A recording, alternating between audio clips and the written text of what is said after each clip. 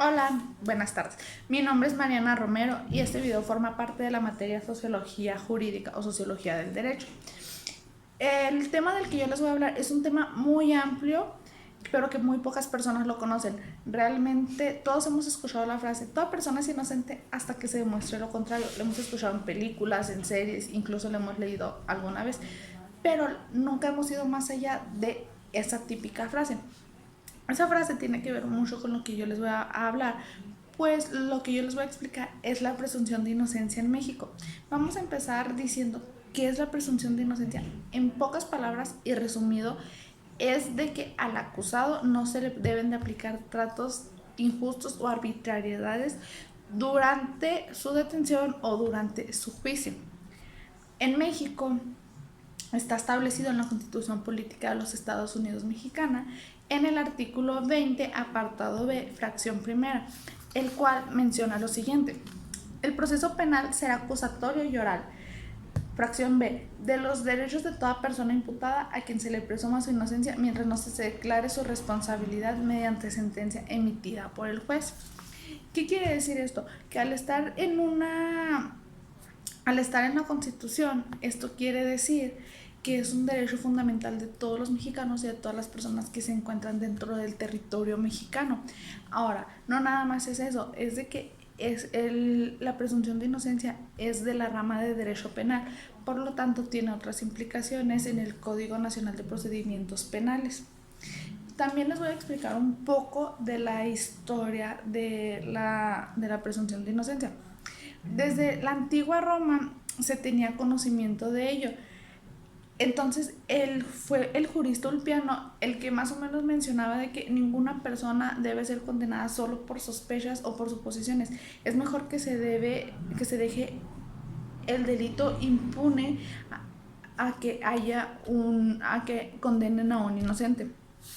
Hubo tiempo después, las personas más importantes también hablaron de este tema, pero pues lo dejaremos con Ulpiano. Aquí en México, la presunción de inocencia se estableció en la Constitución de Apatzingán de 1814, en el artículo 30, el cual establecía que todo ciudadano que se reputará inocente mientras no sea declarado culpable.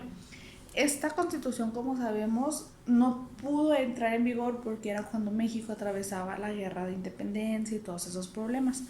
Entonces las constituciones siguientes, incluyendo la de 1917, no incluyeron este principio fundamental, aunque era un derecho básico.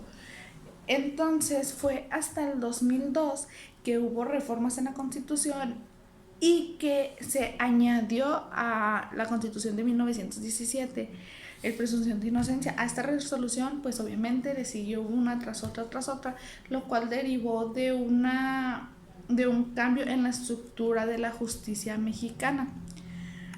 Como les mencioné anteriormente, esto está derivado del derecho penal. Entonces, en el artículo 262, párrafo 4, menciona que el individuo del que se hagan muestras está en su derecho de negarse si éstas presentan algún riesgo para la salud o para su dignidad.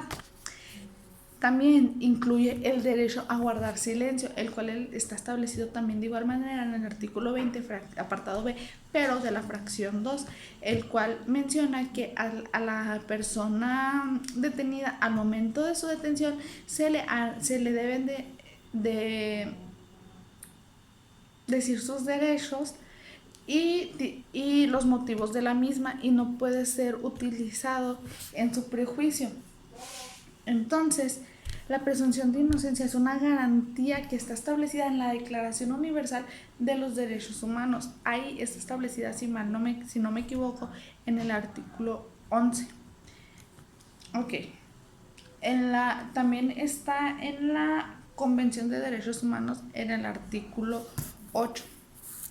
Ahora, yo les voy a hablar de un caso muy conocido en México que trata de la presunción de inocencia. Es el caso de Florence Cassés, mejor conocida como la francesa. Esto surgió en diciembre del 2005, cuando la Agencia Federal de Investigaciones ingresó al rancho de las Chinitas porque iban a detener a una supuesta banda de secuestradores.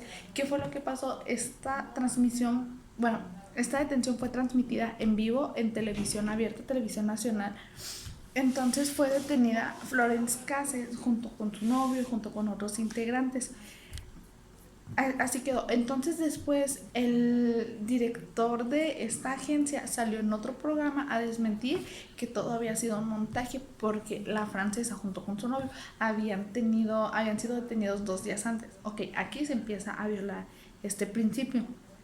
Entonces, tiempo después reciben una llamada de las personas que se supone que fueron las afectadas y mencionaron que ellos reconocían la voz de Florence. Entonces lo que pasa es que en el 2008, el 25 de abril, la francesa es condenada a 96 años de prisión por secuestro, por portación de armas de fuego y cosas como esas. Tras apelar un año, su sentencia se logró reducir a 60 años, se la bajaron 36. ¿Qué pasa? Que el gobierno francés quiere intervenir y decirle, ok, si Cases es culpable, la sentencia la va a cumplir en Francia. En ese tiempo estaba Felipe Calderón de nuestro presidente, a lo que él dijo, no, la francesa se queda aquí a cumplir su sentencia como lo marca la ley. 2 años después, en el 2010, la defensa puso un amparo para Florence. El amparo duró un año y fue denegado.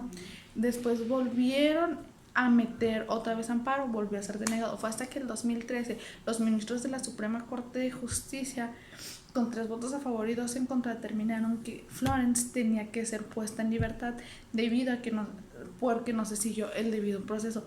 Fue puesta en libertad porque violaron sus derechos fundamentales a la presunción de inocencia y al debido proceso, y también, como les mencioné anteriormente, por no haber sido puesta de inmediato a las autoridades competentes.